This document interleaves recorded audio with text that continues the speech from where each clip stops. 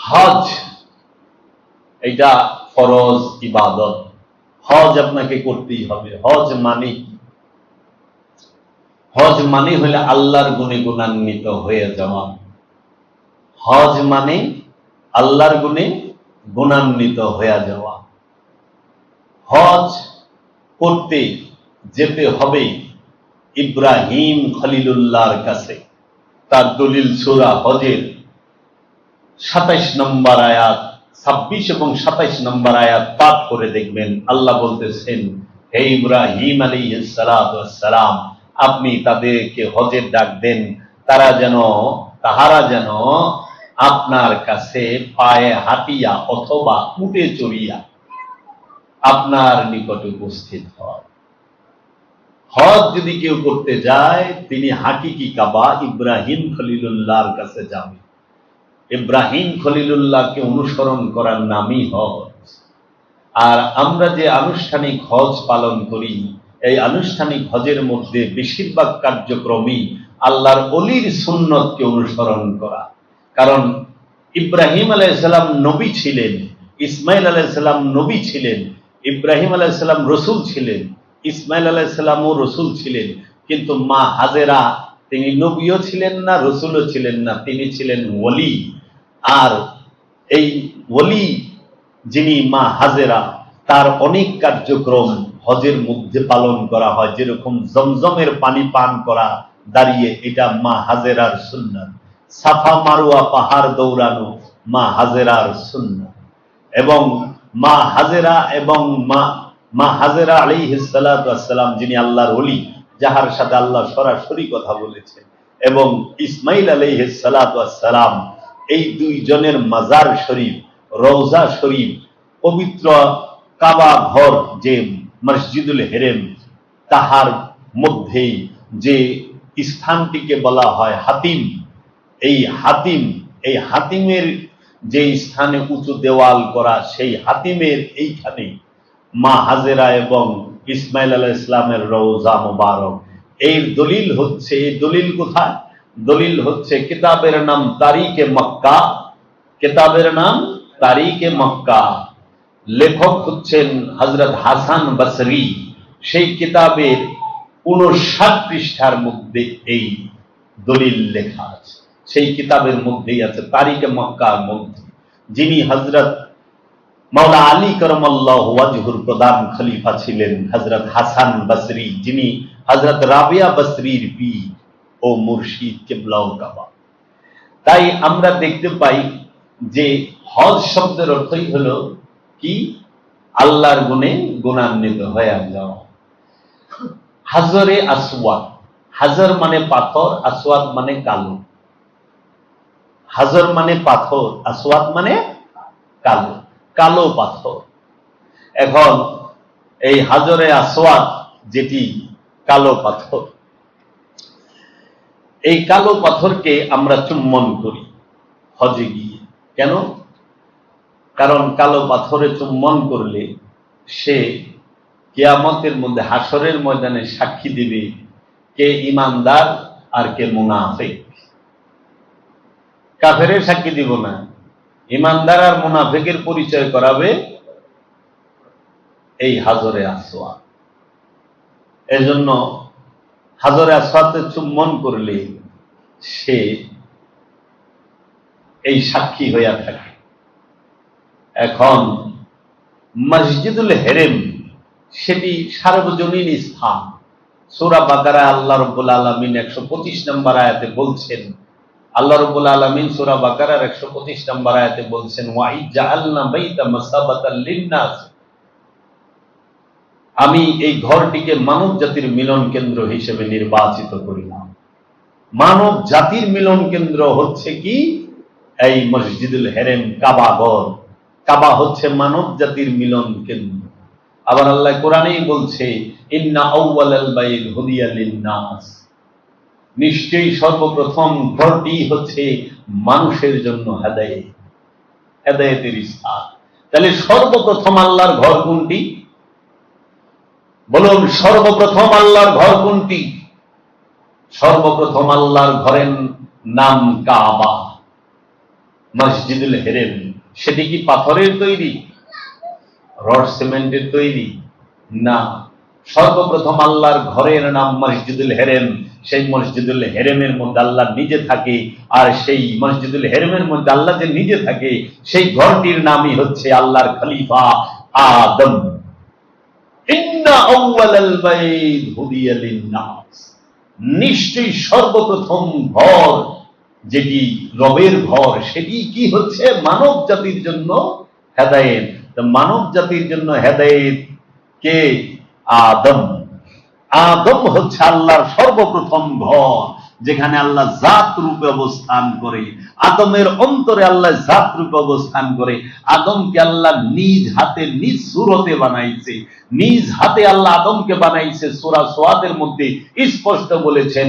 আর হাদিস শরীফে রাসূল সাল্লাল্লাহু আলাইহি ওয়াসাল্লাম বলেছেন, খালাকাল্লাহু আদাম আলা সূরাতিহি, আল্লাহ আদমকে তার নিজ সুরতে বানিয়েছেন। সেই আদম আলাইহিস সালাতু ওয়াস সালাম যখন এই পৃথিবীর বুকে আগমন করলেন, জান্নাত থেকে তিনি পৃথিবীর বুকে আসলেন, আরদের মধ্যে আসলেন। ছিলেন জান্নাতে, আসলেন আরদে, পৃথিবীতে। পৃথিবীর মধ্যে আদম আলাইহিস সালাতু ওয়াস সালাম নিজ হাতে যে ঘরটি বানিয়েছেন, সেই ঘরটিকেই তওয়াফ করা, সেই ঘরটিকে তাজিম করা, সেই ঘরটিকে সম্মান করা সকল মানব জাতির জন্য সওয়াবের এবং কল্যাণের। কারণ ঘরটি বানাইছে আল্লাহর হাত দিয়া, কারণ আদমের হাত আল্লাহর হাত, আদমের পা আল্লাহর পা, আদমের চোখ আল্লাহর চোখ, আদমের কান আল্লাহর কান, আদমের জবান আল্লাহর জবান, আদমের রূপ আল্লাহর রূপ, আদমের চেহারা আল্লাহর চেহারা। তাই আদম যে চোখ দিয়ে, যে কান দিয়ে, যে নাক দিয়ে, যে মুখ দিয়ে, যে হাত দিয়ে, যে পা দিয়ে, সমস্ত কিছু দিয়ে যে ঘরটিকে নির্মাণ করেছেন, সেই ঘরটি সম্মানের। কারণ ওইখানে আদম আলাইহিস সালামের স্পর্শ আছে। আদম আলাইহিস সালামের আগেও অনেক বন মানুষ, আদিম মানুষের ঘর ছিল, কিন্তু ওগুলো সম্মানের না। কারণ আদম প্রথম মানব না, আদম প্রথম কমপ্লিট ম্যান, পরিপূর্ণ মানব। আদমের আগেও মানব ছিল, না থাকলে মারামারি, ঝগড়াঝাটি, পারাপারি, রক্তপাত কে করলো? কে করলো? আল্লাহর খলিফা আদম আলাইহিস সালাম। প্রথম মানব আদম না, আদম আলাইহিস সালামের আগেও অনেক মানব ছিল, তারা জঙ্গলি মানব ছিল, আদিম মানব ছিল, কিন্তু তারা কমপ্লিট ম্যান, পরিপূর্ণ মানব ছিল না। তাহারা নফসদারি এবং খান্নাসদারি মানুষ ছিল, কিন্তু তাহারা তাদের মধ্যে রূহকে প্রকাশিত, জাগ্রত, বিকশিত করতে পারে নাই। সর্বপ্রথম নিজের নফসের মধ্যে, দেহ মন প্রাণের মধ্যে সর্বপ্রথম যিনি রূহকে, রবকে জাগ্রত করে, প্রকাশিত করে, বিকশিত করে এবং রবের নূরের মাঝে ফানা হয়, তিনি হচ্ছেন আদম। আদমকে আল্লাহ নিজ হাতে বানাইছে। তাই বাবা জাহাঙ্গীরের কিতাবগুলো পড়ে দেখার আহ্বান রইল। আদম আলাইহিস সালাতু ওয়াস সালাম আসলেন, কারণ হাদি কখন আসে? যখন হেদায়েত হওয়ার জন্য মানুষ থাকে। তো বক্তই নাই, হাদি কারে আইসা হেদায়েত করব? যদি জিজ্ঞেস করি আদম আলাইহিস সালাম কতজন মানুষ মুসলমান করছে, এগুলো বলেই না, তাই না? কারণ ওই জ্ঞানই নাই। তাহলে আল্লাহ রাব্বুল আলামিনের প্রথম ঘরটি আদম আলাইহিস সালাম নিজে, যেটা আল্লাহ বানাইছে। আল্লাহ কিন্তু আদমের অন্তরকে তৈরি করেছেন, পরিশুদ্ধ করেছেন। আল্লাহ ওই অন্তরে সমাসীন হয়েছে। আর আদম আলাইহিস সালাম কি করেছেন? এই মাটি দিয়া, পানি দিয়া মিলায়া ঘর তৈরি করছে। তাহলে আদম আলাইহিস সালাম যে ঘর বানিয়েছেন সেটা হলো মেজাজি ঘর, আর আদম আলাইহিস সালামকে যে আল্লাহ বানাইছেন ওটা হলো আল্লাহর হাকিকি ঘর।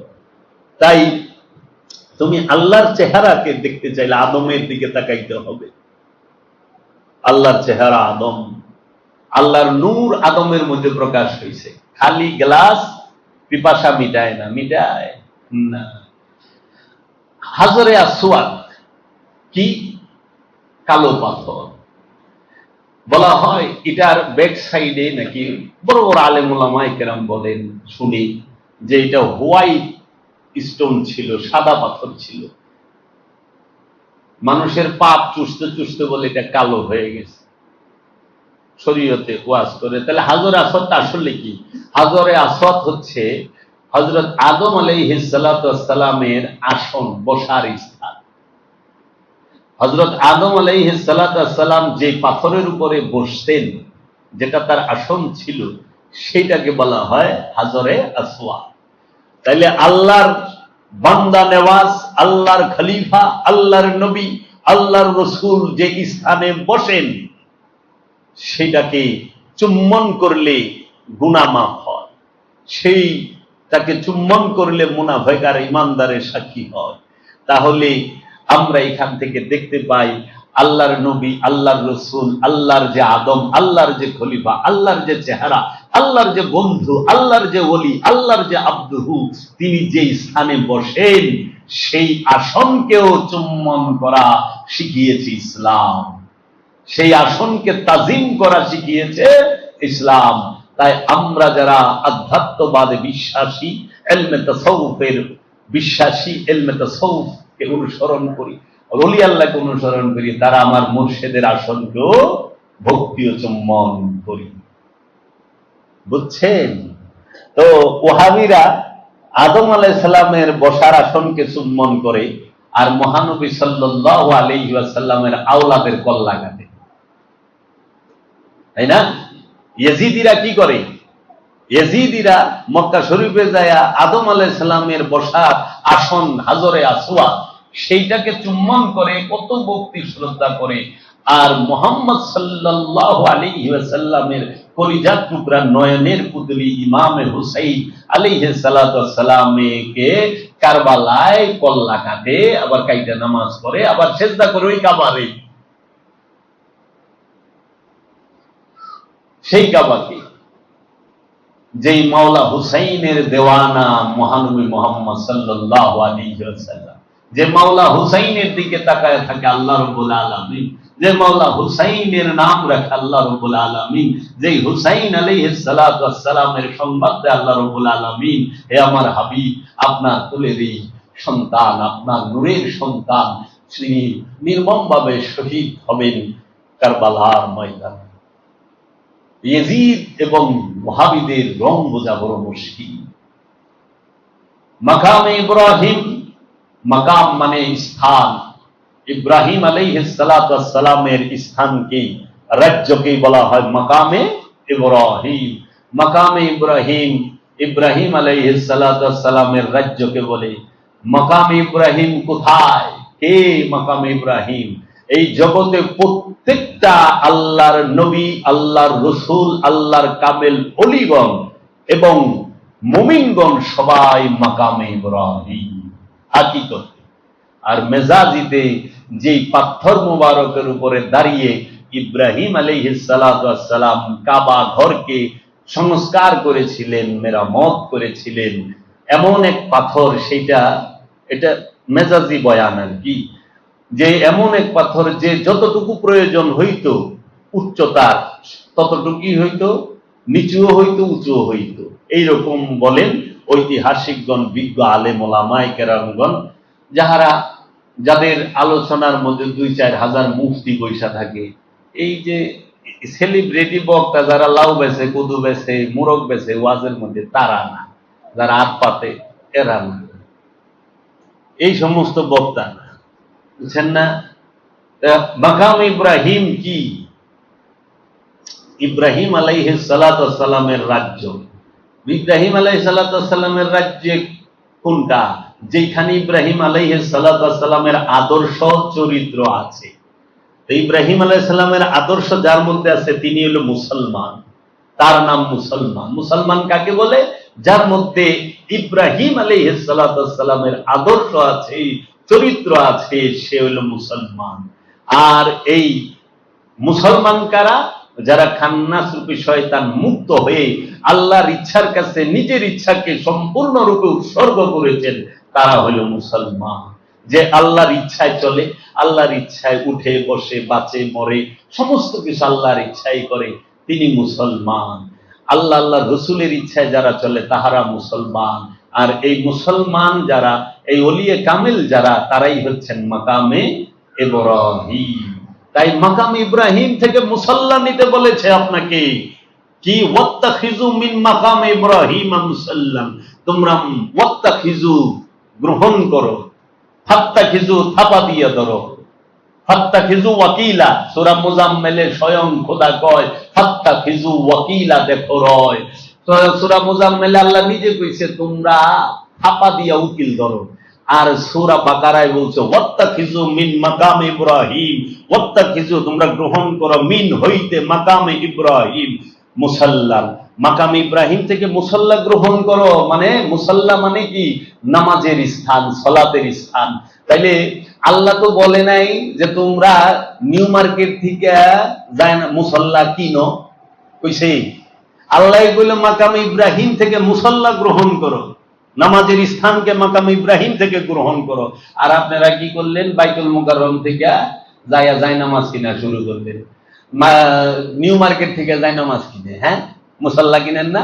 নিউ মার্কেট থেকে মুসাল্লা কিনছেন, বাইতুল মুকাররম থেকে মুসাল্লা কিনছেন। আর যারা একটু টাকা আলা তারা আবার সৌদি আরব যায় মুসাল্লা কিনে, মক্কা মার্কেট থেকে, মদিনার মার্কেট থেকে। আবার আমার লেগে অনেক ভক্ত মুসাল্লা লই আইছে, হ্যাঁ, মক্কা মদিনা থেকে একটা তসবি আর মুসাল্লাতে কইলাম যে মুসাল্লা এতে কি করুন কা বাবা আপনি রাখবে। তা আমি বললাম মুসাল্লা তো মার্কেট থেকে কিনে না, মুসাল্লা গ্রহণ করতে কইছে আল্লাহ মাকাম ইব্রাহিম থেকে। মাকাম ইব্রাহিমটা কোথায় কও? মুসাল্লা কি পাটি? না। মুসাল্লা কি কার্পেট? না। মুসাল্লা কি চট? না। মুসাল্লা কি ক্ষেতের বাতর? না। মুসাল্লা কি মাটি? না। মুসাল্লা কি তোমার পাকা ফ্লোর? জীবনেও না। মুসাল্লা কি মাকাম ইব্রাহিম, ওয়াত্তাখিজু তোমরা গ্রহণ করো মিন হইতে মাকামে রাজ্যের ইব্রাহিম, ইব্রাহিমের রাজ্য থেকে মুসাল্লা গ্রহণ করো। তাহলে ইব্রাহিমের রাজ্যটা কোথায়? সেইটা ওলিয়ে কামেল। তাই যে ওলিয়ে কামেলের কাছে গিয়ে তাহার হাতে হাত দিয়ে বায়াত গ্রহণ করে, তিনি ইব্রাহিম আলাইহিস সালামের মাকাম হইতে মুসাল্লা গ্রহণ করিল। এবং সে তখন এই মুসাল্লাকে গ্রহণ করেই সে ওই ইব্রাহিম আলাইহিস সালামের যিনি আদর্শের মুসলমান, তার কাছ থেকে সালাত শিক্ষা গ্রহণ করবে, যাকাত কিভাবে আদায় করে সেই শিক্ষা গ্রহণ করবে, কিভাবে সিয়াম পালন করে সেই শিক্ষা গ্রহণ করবে, কিভাবে হজ করে সেই শিক্ষা গ্রহণ করবে। এর জন্য হাকিকি হইল নামাজের মুসাল্লা, হাকিকি হইল সালাতের যে মুসাল্লা, সেটি হইল একজন কামেল আল্লাহর ওলি, মুকাম্মেল আল্লাহর ওলি, একজন মুমিন। আর মেজাজিতে হইল দুয়া পুছা পয় পরিষ্কার একটা পাটি, একটা কার্পেটের টুকরা, একটা জায়নামাজ, যেটা আপনারা বাইতুল মুকাররম থেকে কিনেন, নিউ মার্কেট থেকে কিনেন, গুলিস্তান থেকে কিনেন। আবার অনেকে যায় ওই যে তুরস্ক থেকেও লই আসে, কেউ মক্কা মদিনা থেকে আনে। কিন্তু হাকিকি মুসাল্লাটা হইল ওলিয়ে কামেল। ওইখানে দাঁড়ায়া সব সময় সালাত করতে হয়। ওই মাকাম ইব্রাহিম থেকে মুসাল্লা গ্রহণ করে ওইখানে রুকু করতে হবে, আপনাকে সিজদা করতে হবে। তাই জাহের আর বাতেনের সমন্বয়ে ইসলাম, ইসলাম অতি সুন্দর শিক্ষা দেয়। জীবন ওইগুলা হুনে নাই, কুত্তিকা হুনবো বুঝেই তো না, কই মুসল্লা লয়। হ্যাঁ, মুসল্লাই বুঝে না। আল্লাহ কি কোনোদিন এটা পাটির কথা কইতে পারে? হ্যাঁ, এই কার্পেট যে আমলে আল্লাহ কইল যে ওয়াত্তাখিজু মিন মাকাম ইব্রাহিম মুসাল্লাম, সেই আমলে কি এরকম কার্পেটে যায় নামাজ তৈরি হইছে? তার মধ্যে আবার কাবা শরীফের ছবি দেওয়া হইছে। যেই কাবারে সেজদা করেন সেই কাবা পায়ের তলে রাখেন কেমনে?